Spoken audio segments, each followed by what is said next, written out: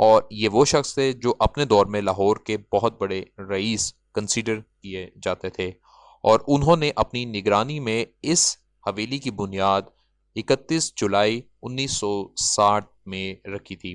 اگر 1907 کے لحاظ سے آپ کیلکولیشن کریں تو اس دور میں اس کی کنسٹرکشن کے اندر جو لکڑی استعمال کی گئی وہ دیار کی لکڑی تھی۔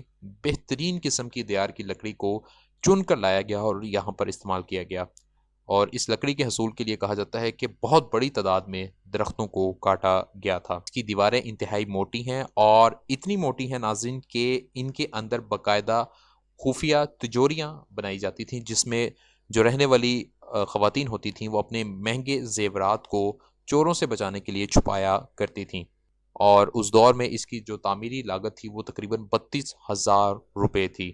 یعنی آپ اندازہ کریں کہ اس دور میں 32,000 کی کیا ویلیو ہو سکتی ہے۔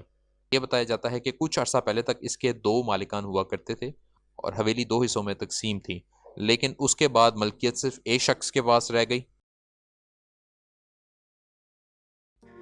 بسم اللہ الرحمن الرحیم۔ السلام علیکم ناظرین، دیکھ رہے ہیں آپ ولاگومنٹری، اور میں ہوں آپ کے ساتھ آپ کا میزبان سعد زاہد۔ آڈیو سیریز کی اس ایک اور ایپیسوڈ میں آپ کو خوش آمدید کہتے ہیں۔ ناظرین، آج کی اس ویڈیو میں ہم بات کریں گے لاہور بھاٹی گیٹ کے اندر موجود ایک حویلی کی، جس کا نام قمر منزل ہے۔ ویڈیو شروع کرنے سے پہلے ایک چیز آپ کو بتاتا چلیں کہ کیونکہ اس حویلی کے اندر اس وقت رینوویشن کا کام بڑی تیزی سے جاری ہے، اسی لیے ہم مکمل طور پر اندر جا کے ویڈیو نہیں بنا سکے۔ اس قمر منزل کو ناظرین لاہور بھاٹی گیٹ کی لال حویلی بھی کہا جاتا ہے۔ ویسے تو ایک لال حویلی اندرون لوہاری گیٹ میں موجود ہے، جس کے اوپر چینل پر ایکسکلوزیو 3 ویڈیوز موجود ہیں آلریڈی۔ کیونکہ ان دونوں کی رنگت اینٹوں کی لال ہے، اسی نسبت سے ان حویلیوں کو لال حویلی بھی کہا جاتا ہے۔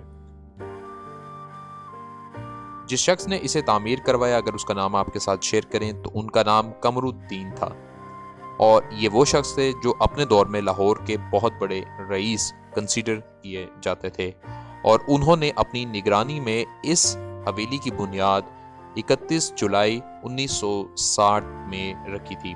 اگر 1907 کے لحاظ سے آپ کیلکولیشن کریں تو آج اس حویلی کی عمر تقریباً 115 سال بنتی ہے۔ جیسا کہ بھاٹی گیٹ کے اوپر بنانے والی ویڈیو میں ہم نے ایکسپلین کیا تھا کہ بھاٹی کو لاہور کا چلسی کہا جاتا ہے، اور اس کی نسبت یہ ہے کہ اس دروازے میں اپنے دور کے بڑے بڑے رؤسا، شعراء، مفکرین وغیرہ بیٹھا کرتے تھے۔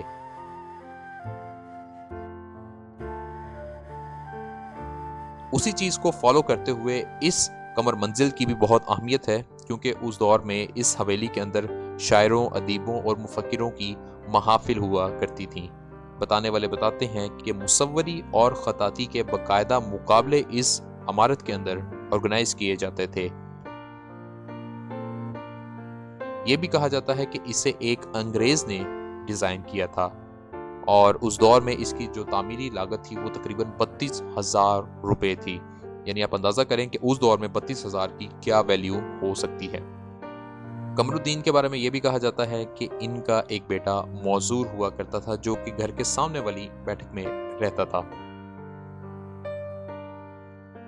لاہور ورثہ کے نام سے ناظرین ایک پلیٹ فارم ہے، جس کے بانی محسن فراز میرے دوست ہیں، اور وہ لاہور کے اندر بڑی زبردست ایکٹیویٹیز کرواتے ہیں۔ اس حویلی میں بھی وہ ایکٹیویٹی کروانے کے حوالے سے بڑے ہمیشہ ایکٹیو رہے ہیں۔ ان سے اس حویلی کے حوالے سے بڑی تفصیلی گفتگو ہوئی۔ اگر آپ حویلی پر غور کریں تو یہ سائز کے لحاظ سے کوئی بہت بڑی کینالوں میں پھیلی ہوئی حویلی نہیں ہے، ایک مختصر سی حویلی ہے جسے بہت اچھے انداز میں ڈیزائن کیا گیا تھا۔ اس دور میں اس کی کنسٹرکشن کے اندر جو لکڑی استعمال کی گئی وہ دیار کی لکڑی تھی۔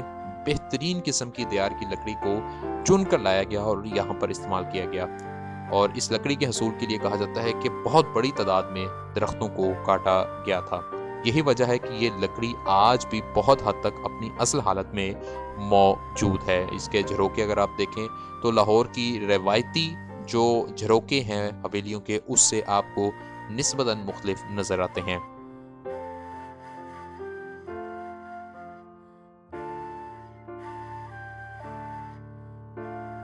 اندر حویلی کی اگر ہم بات کریں تو اس کے 20 سے زائد کمرے اس میں موجود ہیں، اور کمرے تو کوئی بہت زیادہ نہیں، لیکن آپ حیران ہوں گے کہ ان 20 کمروں کے لیے جو اس کے اندر دروازے بنائے گئے ہیں وہ 120 ہیں، یعنی ایک کمرے کے اندر بھی 3 دروازے ایوریج آتے ہیں۔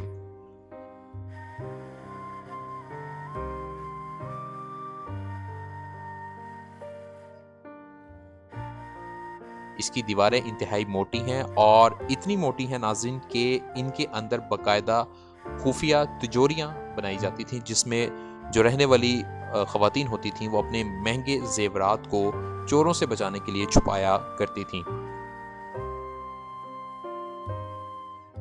یہ بھی بتایا جاتا ہے کہ اس حویلی کے سامنے بالکل ایک کنواں ہوا کرتا تھا اور اس کنویں سے پانی کے حصول کے لیے چھت پر ایک چرخی لگائی گئی تھی جو اب بھی موجود ہے، اور اس سے پانی کھینچ کر اس حویلی کے ڈیفرنٹ فلورز تک پہنچایا جاتا تھا۔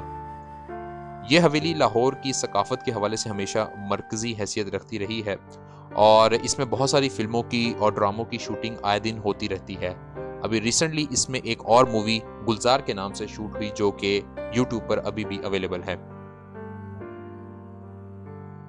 اس کی بیشتر لکڑیاں ناظرین بڑی تیزی سے خراب ہو رہی تھیں اور اس میں بہت سارے کرایہ دار مقیم تھے، اور جو حقیقی مالکان ہیں وہ تو بڑے عرصے پہلے اندرون لاہور چھوڑ کر باہر شفٹ ہو چکے ہیں۔